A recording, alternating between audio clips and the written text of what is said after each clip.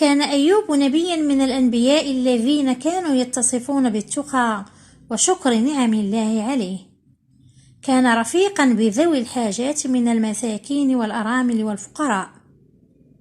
كان أيوب ذو مال عظيم وأولاد كثر، ويمتلك الكثير من وسائل العيش الرغيد، فقد أعطاه الله من المال والصحة ما لم يعطه كثيرا من الناس، ومع ذلك فلم يجعله ذلك بخيلا به على من يستحق، ولم يشغله غناه بالحياة الفانية.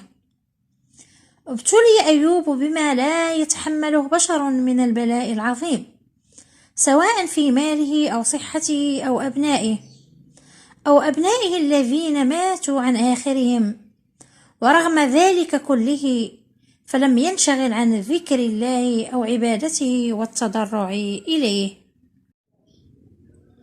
كان أيوب من الذين ابتلاهم الله وزاده من ذلك البلاء أضعافا فوق أضعاف، فقد زاده الله فوق هذا البلاء الذي ابتلي في المال والأولاد، فابتلاه الله أيضا في بدنه بالأمراض التي لم تكن في من قبله، حتى قيل أنه لم يبقى من جسده جزء لم يصب بهذه الأمراض إلا قلبه ولسانه، كي لا يحرمه الله من الاتصال به والقرب منه سبحانه. وكان أيوب الصابر المحتسب، ذاكرا لمولاه في جميع أحواله، يرجو رحمة ربه تعالى.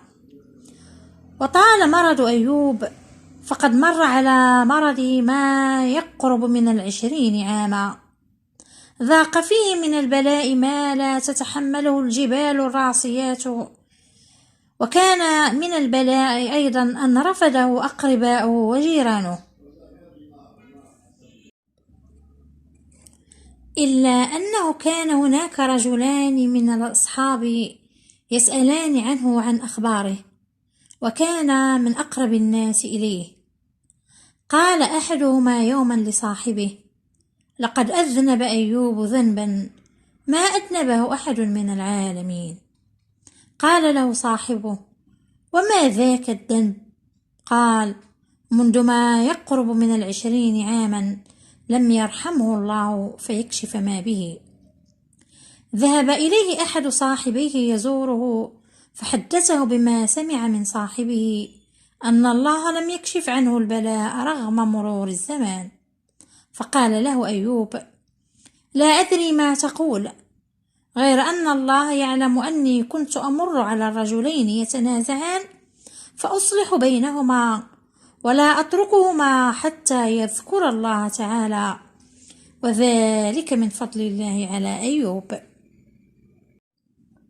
كانت زوجة أيوب مرتبطة به مخلصة له، فقد كانت تعلم أنه نبي مبتلى، فكانت بارة به مؤدية حقه عليها، فقد كان بها بارا إليها محسنا مشفقا حسن المعشر موسعا عليها مغدقا كريما.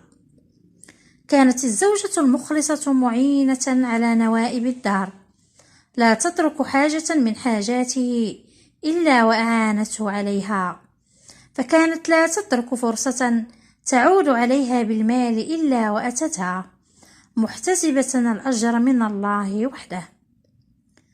لما زادت البلاءات والمحن على أيوب عليه السلام، وكان صابرا محتسبا لا يبتغي بصبره إلا رضوان الله تعالى، فقد دعا الله متوجها إليه خاشعا متضرعا: وأيوب إذ نادى ربه أني مسني الضر وأنت أرحم الراحمين.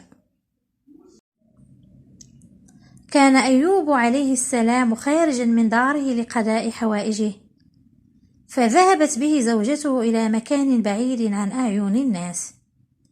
هنالك أمره الله تعالى أن يضرب برجله الأرض، ففعل ما أمره الله به.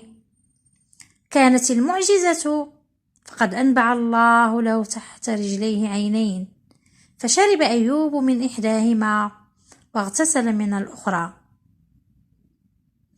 فأذهب الله عنه ما كان يجده من المرض، ومن الله عليه بالعافية، وأعطاه من فضله ما يفوق رجاءه.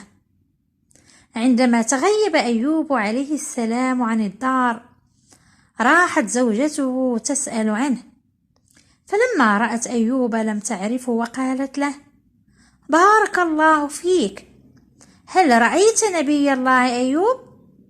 فوالله ما رأيت رجلا أشبه به منك إذ كان صحيحا. فقال لها عليه السلام: فإني أنا هو. وكان أيوب يملك جرنا للقمح وآخر للشعير، فبعث الله سحابتين، فجاءت إحداهما على جرن القمح فأفرغت فيه الذهب حتى فاض، وأفرغت السحابة الأخرى الفضة على جرن الشعير حتى فاض.